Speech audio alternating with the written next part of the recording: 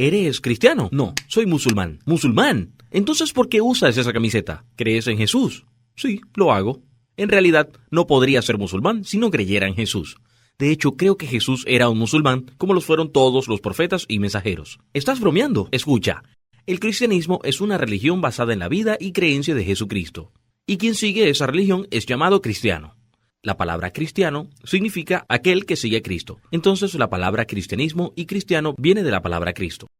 Entonces, ¿qué significa Islam? Islam es una palabra árabe, la cual significa sumisión y rendición a la voluntad de Dios. Y la palabra musulmán significa aquel que se somete y se rinde a la voluntad de Dios. Entonces, aquel que se somete y se rinde a la voluntad de Dios es un musulmán. Cuando las personas escuchan la palabra Islam, ellos formulan la idea de que el Islam es una religión de árabes. Por cierto, los musulmanes que no son árabes constituyen el 80% de la población musulmana y la gente piensa que el Islam es una religión nueva que ha sido traída por el profeta Mohammed, la paz sea con él, pero esto no es cierto. El Islam es la religión de todos los profetas y mensajeros: Noé, Abraham, Moisés, Jesús y Mohammed, que la paz sea con todos ellos. Sí, había musulmanes antes que el profeta Mohammed, que la paz sea con él. ¿Sabes? Cuando digo que Jesús era musulmán, no lo digo solo de acuerdo a lo que el Corán dice, lo digo de acuerdo a lo que la Biblia dice también. Y por favor, corrígeme si estoy mal.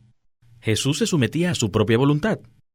No, Jesús siempre se sometió a la voluntad del Padre, pero ya que su voluntad era hacer la voluntad del Padre, entonces era hacer su propia voluntad, por supuesto. Jesús estaba sometido a la voluntad de Dios, su Padre. Yo diría que se sometía a la voluntad de su Padre. Muy bien. Entonces estamos de acuerdo. Como musulmán, yo creo que Jesús se sometía a la voluntad del Padre, quien, como musulmanes creemos, es el único y verdadero Dios, el Creador. Él era al que Jesús adoraba, pero él nunca adoró a Jesús. Y es al único al que los musulmanes oran, tal y como Jesús lo hizo. Y puedes encontrar esto en la Biblia cuando Jesús dijo: porque he descendido del cielo no para hacer mi voluntad, sino la voluntad del que me envió. Entonces Jesús se somete a la voluntad de Dios, como los musulmanes lo hacen. Espera, estoy totalmente seguro de que no tienes suficiente conocimiento sobre el cristianismo, porque Jesús tiene dos naturalezas, la divina y la humana. Bueno, he hablado en uno de mis videos anteriores sobre el tema de las dos naturalezas, y esto no puede ser lógico. Lo entenderás cuando termines de ver este video. ¿Jesús aceptó ser adorado? Sí, él lo hizo. Sí, él lo hizo, sí. Sí, él aceptó la adoración. Como musulmán, yo creo que Jesús nunca pidió ser adorado porque los mensajeros de Dios llaman a la gente a adorar a Dios, no llaman a la gente a adorarlos a ellos. Y no hay digno de adoración excepto Dios. Jesús nunca pidió ser adorado. De hecho, él rechazó ser adorado cuando él dijo: más en vano me adoran, enseñando como doctrinas preceptos de hombres. Mateo 15:9. Entonces aquí Jesús hace lo que los musulmanes hacen y creen. Si Jesús es un Dios, entonces tiene el poder de hacer milagros por sí mismo. Jesús no es un Dios. Él es Dios, pero ciertamente tiene el poder de hacer milagros. Sí. No, él solo vivió como un ser humano, siendo dependiente del poder que recibió cuando fue bautizado por Juan el Bautista. Él dijo: haré lo que veo a mi Padre hacer. Ningún profeta fue capaz de declarar eso. Declarar que haría lo que ve. Como musulmán, yo creo en el nacimiento milagroso de Jesús y en los milagros que él realizó, pero Jesús es un profeta de Dios, y él no puede hacer nada por su cuenta. De hecho, Jesús mismo dijo esto en Juan capítulo 5, versículo 30. Por mí mismo no soy capaz de hacer cualquier cosa. Cuando Jesús resucitó a Lázaro de entre los muertos, levantó la vista y dijo: Padre, te doy gracias porque me has escuchado. Yo sé que siempre me escuchas, pero lo digo por el bien de esta gente que está aquí, para que crean que tú me has enviado. Jesús le dio gracias al Padre porque él le dio el poder de hacer este milagro. ¿Por qué Dios envió a Jesús?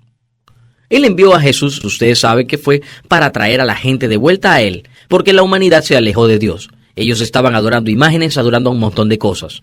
Para ser el Salvador del mundo. En última instancia, para salvar al mundo. A morir por nuestros pecados y... Ustedes dicen eso. Nosotros, como musulmanes, decimos que Jesús fue enviado para llamar a la gente a adorar a Dios y decirle a la gente lo que Dios le dijo que dijera. Pero, ¿qué dice el mismo Jesús? Jesús dijo: es preciso que anuncie la buena noticia del reino de Dios a las otras ciudades también, porque para esto he sido enviado. Lucas 4:43. Porque para esto he sido enviado. ¿Qué es esto? ¿A morir en la cruz por la salvación? No, para predicar las buenas nuevas del reino de Dios a las otras ciudades. Así que Jesús dice aquí lo que dicen los musulmanes. ¿Jesús negó la venida de algún otro profeta después de él? Sí, no hay profetas, sí. Negó que habría otro profeta mesiánico, sí. Yo diría que predicó su regreso, pero tampoco nombró ningún profeta. Nosotros no aceptamos eso.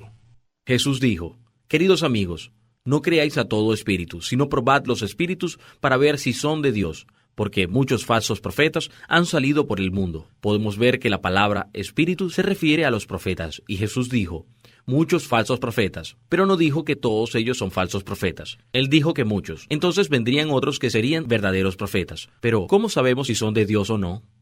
Mira el siguiente verso. Así es como se puede reconocer el Espíritu de Dios. Todo espíritu que confiesa que Jesucristo ha venido en carne es de Dios. Juan capítulo 4, versículo 2. Pues bien, si se pone al profeta Mohammed ante esta prueba, Mohammed es de Dios. Porque el profeta Mohammed, que la paz sea con él, reconoce a Jesús. De hecho, una de las enseñanzas básicas del mensaje de Mohammed es creer en Jesucristo y su madre María. ¿Jesús guió a la gente de aquel tiempo a toda la verdad? Sí, sin duda. Sí, porque él dijo, yo soy la verdad. Sí, él lo hizo, por la revelación. Sí, la revelación, sí.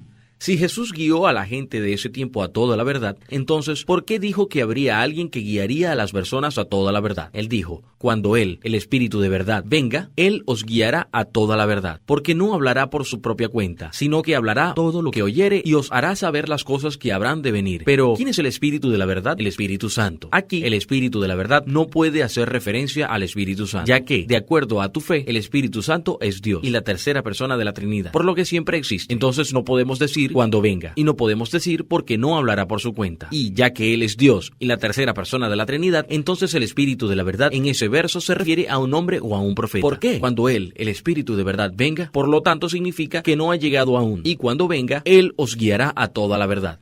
Eso significa que toda la verdad no ha sido revelada todavía, y cuando llegue Él os guiará a toda la verdad. De manera que no habrá necesidad de que cualquiera venga después de Él, lo que también significa que será el último profeta. Él no hablará por su propia cuenta, sino que hablará todo lo que oiga.